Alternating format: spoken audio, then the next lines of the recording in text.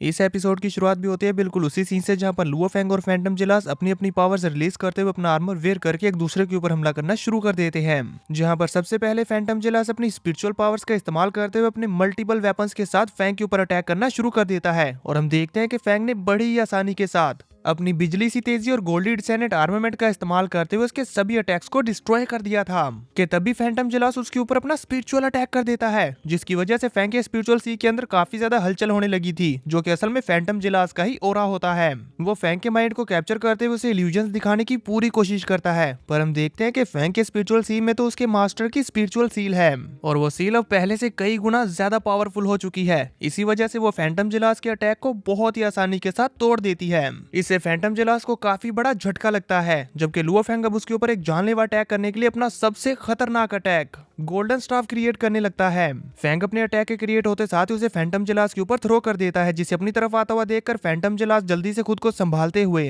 अपने multiple attacks का इस्तेमाल करते हुए गोल्डन स्टाफ को ब्लॉक करने की कोशिश करता है, पर वो इसमें नाकामयाब हो गया था और वो गोल्डन स्टाफ सीधा उसकी तरफ बढ़ रहा था, इसीलिए वो खुद अपने हाथों से इसे ब्लॉक करने की कोशिश करने लगता है। वो इसे रोकने के लिए अपनी पूरी जी जान लगा देता है, जिस वजह से उसे बहुत ज्यादा पेन हो रहा था, लेकिन वो इसे नहीं रोक पाता और सीधा जाकर जमीन के साथ टकरा गया था, जिसकी वजह से वहां पर एक बड़े से ब्लास्ट के साथ फैंटम जिलास वहीं पर मारा जाता है। बाहर मौजूद ऑडियंस ये देखकर काफी हैरान हो जाती है, जबकि लाइट वोका खुश होते हुए कहती है लुओ फेंग ने सिर्फ अपने एक अटैक का इस्तेमाल करते हुए उस फैंटम जिलास को हरा दिया, अब ये फैंटम जिलास और ज्यादा बकवास नहीं कर पाएगा। ये कहते हुए वो बहुत ज्यादा खुश हो जाती है। बोलन भी लुओ फेंग और फैंटम जिलास की ये बैटल देख रहा होता है, पर वो इस पर कोई भी रिएक्शन नहीं देता। वहीं बैटलफील्ड में लुओ फेंग फैंटम जिलास को हराने के बाद कहता है गोल्डी डिसेंडेंट आर्मामेंट की फोर्थ फॉर्म अब पहले से ज्यादा स्ट्रॉन्गर हो गई है। फैंटम जिलास अटैक में हुई डिस्ट्रक्शन के मलबे में दब गया था, तो वो बाहर निकलते हुए खुद को संभालते हुए कहता है लुओ फेंग आखिर तुम वाकई में हो कौन। जब वो ये बोल रहा था तो तब बाता लुओ फेंग के पास आते हुए उसे बताती है लुओ फेंग जल्दी आओ, एक इमरजेंसी आ गई है, यूजिन की कॉल आई है। तो फेंग बिना फैंटम जिलास को कोई जवाब दिए वहां से चला जाता है। ये देखकर उसे बहुत गुस्सा आ गया था, इसीलिए वो गुस्से में अपने दांत पीसते हुए चिल्लाता है लुओ फेंग। सीन कट होता हमें अर्थ पर यूजिन को दिखाया जाता है, जो लुओ फेंग को कॉल पर बताती है अभी अभी मदर नेस्ट पर मौजूद हमारे सभी डिवाइसेस में हलचल हुई है, जिसमें ये क्लियरली देखा जा सकता है कि मेन नेस्ट की फ्रीक्वेंसी इंक्रीज हो गई है, साथ ही वहां पर टॉक्सिक गैसेस भी रिलीज हो रही हैं। पर ज्यादा टेंशन की बात नहीं है, क्योंकि थोड़ी देर बाद वहां पर सब कुछ नॉर्मल होने लग गया था। इस पर फेंग पहले तो थोड़ी देर के लिए कुछ सोचता और फिर कहता है ठीक है, पर उसे लगातार मॉनिटर करते रहो, यूजिन अपना ख्याल रखना। इस पर यूजिन हाँ में सर हिलाते हुए कहती है तुम भी। कॉल कट हो जाने के बाद लुओ फेंग कहता है अब मैं और ज्यादा इंतजार नहीं कर सकता, ये कंपनी के सुपीरियर्स का फैसला है, पर मुझसे जो कुछ भी हो सकता है मैं वो सब करूंगा। इसलिए वो कहता है बबाता क्या पॉइंट्स अर्न करने का कोई और तरीका है। जबकि हम देखते हैं कि बबाता तो यहाँ पर मदर नेस्ट के ऊपर रिसर्च कर रही होती है कि आखिर वहां पर क्या हो रहा है, पर फेंग की इस बात पर वो सोचते हुए कहती है हाँ। इसी के साथ सीन कट होता हमें दिखाया जाता है कि लुओ फेंग एक अलग ही नई जगह पर आ गया था। वहां जैसे ही उसकी आंख खुलती है तो वो उसे ऑब्जर्व करने लगता है कि आखिर ये कैसी जगह है। अभी इससे पहले कि उसे कुछ समझ आता वो तेजी के साथ नीचे पानी में गिर जाता है। तभी वो बाता उसे बताती है ये जगह है सी ऑफ इल्यूजन, यहाँ वॉरियर्स की कॉन्शियसनेस स्ट्रेंथ का टेस्ट होता है। यहाँ जब भी तुम इसकी गहराई में जाओगे तो हर बार तुमने जो स्पिरिचुअल डिस्टर्बेंस एक्सपीरियंस की होगी वो मल्टीप्लाई होती जाएगी, इसीलिए लापरवाह मत होना। फेंग इस पानी से तैरते हुए बाहर निकलने की कोशिश करता है, पर वो नहीं निकल पाता और नीचे गहराई में गिर जाता है, जहां नीचे वो एक स्ट्रॉन्ग सरफेस के ऊपर लैंड करता है और फिर धीरे धीरे वो सरफेस पानी के बाहर आने लगा था और फिर धीरे धीरे करके वो सारी जगह एक बैटलफील्ड में ट्रांसफॉर्म हो जाती है और यहाँ इस बैटलफील्ड के आसपास लगे हुए सभी पिलर्स में इलेक्ट्रिसिटी प्रोड्यूस हो रही थी। फेंग इस अजीब सी जगह को देखकर काफी हैरान हो रहा होता है कि तभी उसके सामने एक क्रिस्टल ह्यूमन आने लगा था, जिसे देखते हुए वो कहता है एक क्रिस्टल ह्यूमन। बबाता उसे बताती है कि ये एक इंटेलिजेंट ब्रेन है, ऐसा तुमने युनमू प्लेनेट पर भी देखा था और तब भी देखा था जब तुम अपने अर्ली डेज में अर्थ पर एंशिएंट सिविलाइजेशन रूइंस में गए थे, पर ये उनसे हटकर है क्योंकि ये बहुत ही ज्यादा अग्रेसिव है और इसे बनाया गया है यहाँ पर आने वाले वॉरियर्स का टेस्ट लेने के लिए। ये तुम्हारी कॉन्शियसनेस का टेस्ट लेने के लिए तुम पर डिसरप्टिव रेडियो वेव्स छोड़ेगा, जिसका सामना कर पाना बहुत ही ज्यादा मुश्किल है चलो देखते हैं तुम कहाँ तक सर्वाइव कर पाते हो। वो बताया कि इतने बताने में हम देखते हैं कि वो क्रिस्टल ह्यूमन क्रिएट हो चुका था और उसने फैंग के ऊपर रेडियो वेव्स छोड़ना शुरू कर दिया था, जिसकी वजह से फैंग को सर में पेन होने लगता है। पर वो खुद को संभालते हुए इसका सामना करने के लिए तैयार हो चुका था। तो वो क्रिस्टल ह्यूमन अपनी और भी ज्यादा पावर्स का इस्तेमाल करते हुए फैंग के ऊपर काफी ज्यादा पावरफुल रेडियो वेव्स छोड़ता है, जिसकी वजह से अब फैंग को इल्यूजन्स होने लगे थे। और वो बवाता की बात को याद करते हुए अपने मन में कहता है, ये क्रिस्टल ह्यूमन मेरी ब्रेन वेव्स को डिस्टर्ब कर रहा है, ये मेरे स्पिरिचुअल सी का ब्रेक थ्रू करना चाहता है। ये सोचते हुए फैंग उस क्रिस्टल ह्यूमन की पावरफुल रेडियो वेव से इफेक्ट हो जाता है, जिसकी वजह से वो क्रिस्टल ह्यूमन के इल्यूजन्स में फंस चुका था।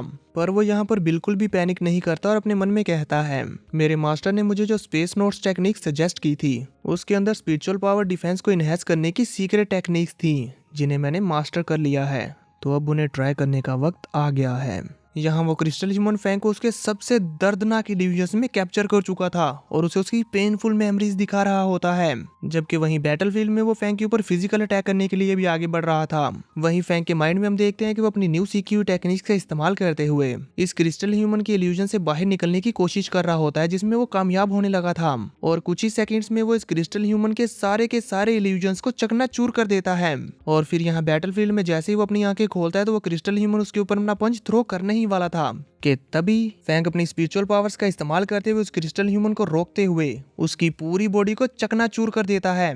इसी के साथ फैंग ने सी ऑफ इल्यूजन के पहले लेवल को पास कर लिया था, जिसके बाद फिर वो एक के बाद एक लेवल को क्रॉस करते हुए लेवल 7 तक पहुंच जाता है। इसे क्रॉस कर पाना उसके लिए काफी टफ होता है, पर वो इसे भी क्रॉस करते हुए लेवल 9 तक पहुंच जाता है, जहां पहुंचने के बाद फिर वो बबाता से पूछता है, अभी तक हमने टोटल कितने पॉइंट्स अर्न कर लिए हैं। बबाता उसे बताती है कि एक साथ 9 लेवल्स का ब्रेक थ्रू करते हुए हमने 51,100 पॉइंट्स अर्न कर लिए हैं।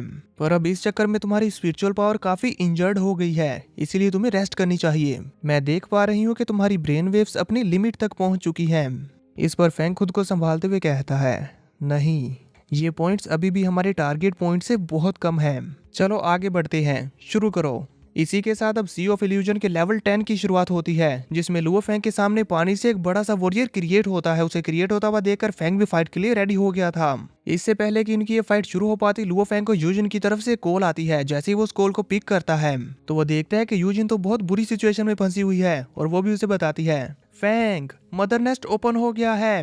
वो टॉक्सिक गैसेस जो पहले रिलीज हो रही थी वो इस मदर नेस्ट के ओपन होने का साइन था। अभी इन क्रिएचर्स ने निकलते साथ ही यहाँ हर जगह तबाही मचा दी है। उसकी ये बातें सुनकर फैंग बहुत ही ज्यादा शॉक हो जाता है। तभी फैंग का ब्रदर भी पीछे से कहता है, जल्दी से सभी प्लेन पर चलो। बैकर उल्लो रोगियो यूजिन को उठाते हुए एयरक्राफ्ट की तरफ जाने लगते हैं कि तभी इन क्रिएचर्स ने एयरक्राफ्ट के ऊपर अटैक करते हुए उसे भी डिस्ट्रॉय कर दिया था।